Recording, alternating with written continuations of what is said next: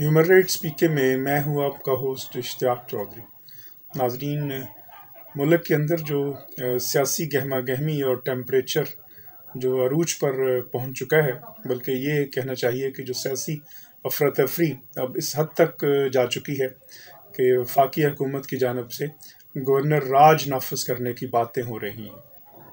Governor राज कैसे लगाया जाता है, कानून में इसकी क्या प्रोविज़न है, क्या रिक्वायरमेंट्स ज़रूरी हैं इसको पूरा करने की गवर्नर राज के नफाज के लिए, ये बेसिकली आज की इस नशिस्त का बुनियादी मौजू है। तो गवर्नर राज लगाने की जो बुनियादी प्रोविज़न है कॉन्स्टिट्यूशन के अंदर, वो आर्टिकल 234 है। अगरचे उससे पहले आर्टिकल 232 और 233 भी किसी हद तक रिलेट करता है, लेकिन जो फंडामेंटल प्रोविज़न है वो आर्टिकल 234 है। आर्टिकल 234 क्या कहता है, एक नज़र इसको हम पढ़ते हैं, फिर इस पर बात करते हैं।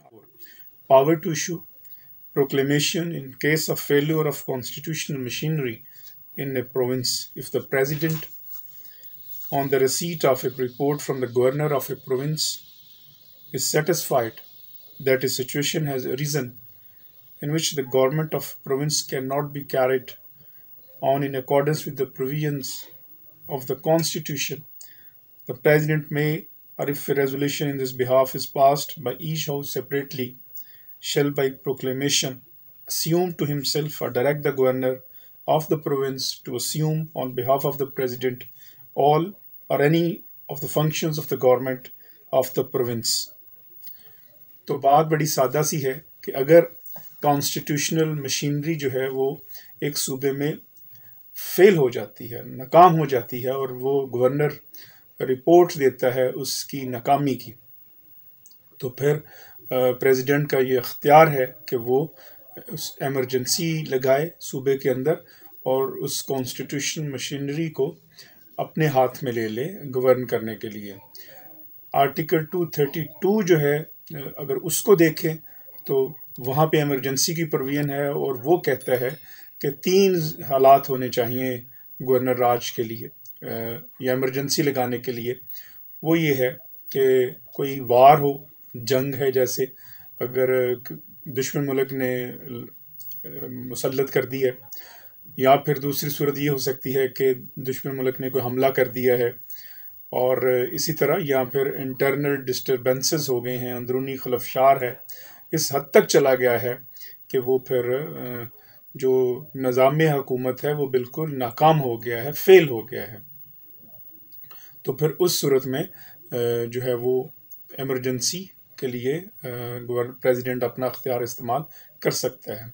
लेकिन आर्टिकल 232 में जब उसके साथ जो कंडीशन है वो ये है कि उस सूबे की जो प्रोविंशियल असम्बली है वो पास करेगी रेजोल्यूशन के हालात ऐसे हो गए हैं कि वो कंट्रोल से बाहर है।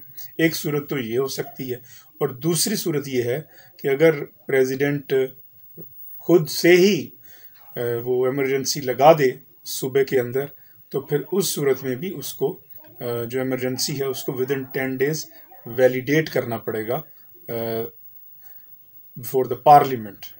पार्लियामेंट अगर वो वैलिडेट 10 दिन के अंदर नहीं करती, तो फिर इसका मतलब यह है कि emergency shall cease to exist, वो नहीं रहेगी।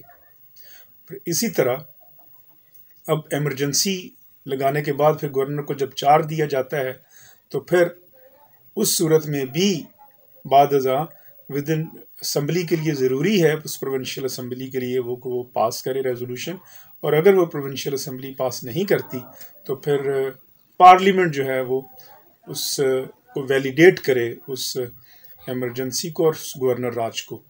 वहाँ पे गवर्नर राज को वैलिडेट करने की जो वो मुद्दत है आर्टिकल 234 के अंदर, वो 2 माह है। तो इस सूरत हाल में इस कॉन्स्टिट्यूशनल प्रोविज़न को सामने रखते हुए अगर हम देखें तो डेफिनेट है, अब सिंध में पीपल्स पार्टी की गवर्नमेंट है, और पीपल्स पार्टी की गवर्नमेंट तो किसी सूरत भी नहीं चाहेगी, बल्कि वो तो हुकूमत में है, वो क्यों चाहेगी कि उनकी हुकूमत ख़त्म हो और गवर्नर राज लगे। लिहाजा प्रोविंशियल असम्बली से तो कोई रेजोल्यूशन नहीं आ सकती।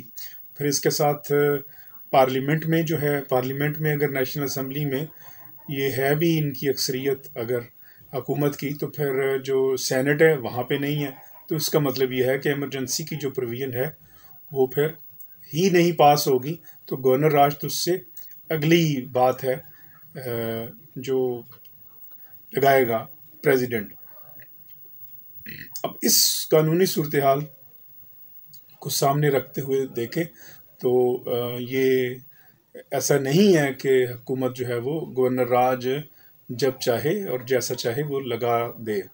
हाँ, 18th अमेंडमेंट से पहले, जो 18वीं तरमीम थी, उससे पहले ये ज़रूर था कि प्रेसिडेंट को पूरा अख्तियार था। वो ज़रूरी नहीं था कि जो रेजोल्यूशन आए प्रोविंशियल असम्बली की तो वो लगा सकता था। और लेकिन इस सूरत हाल के अंदर सबसे पहले जो कंडीशंस हैं उनको फुलफ़िल करना ज़रूरी है, और कंडीशंस अगर फुलफ़िल नहीं होती तो इसका मतलब ये है कि अगर ऐसा कोई इकदाम किया गया तो वो फिर गैर कानूनी होगा, गैर आइनी इकदाम होगा गवर्नर राज लगाने का। फिर इसके साथ साथ हमारे लिए ये भी जानना ज़रूरी है कि जो कोर्ट की पावर होती हैं वो किसी सूरत भी ना तो प्रेसिडेंट छीन सकता है, ना जो है वो गवर्नर छीन सकता है। हाँ, अलबत्ता अगर इमरजेंसी, प्रोक्लेमेशन ऑफ इमरजेंसी जब लगती है तो फिर उस सूरत में फंडामेंटल राइट्स आपके ज़रूर सस्पेंड होते हैं। और फंडामेंटल राइट्स से मुराद ये है कि फिर जो आर्टिकल 199 है वो ज़रूर मुअत्तल होता है, और उस सूरत में फिर जो है वो रिट जुरिस्डिक्शन जो है वो हाई कोर्ट जो है वो एक्सरसाइज नहीं कर सकती। तो ये कानूनी प्रोविजंस थी जो हमने आपके सामने रखी। जो हालात बन रहे हैं और जिस तरफ ये मुल्क जा रहा है, ये अब वाज़े हो गया है कि हर कोई सिर्फ़ और सिर्फ अपने इक़्तिदार के लिए और अपनी जाह मनसब के लिए ये सारा खेल खेल रहा है मुल्क के साथ। पाकिस्तान के अवाम के साथ कोई मुखलिस नहीं, पाकिस्तान के अवाम के साथ कोई खड़ा नज़र नहीं आता। कहीं सौदे हो रहे हैं और कहीं जो पब्लिक ओपिनियन को दबाने की बातें हो रही हैं।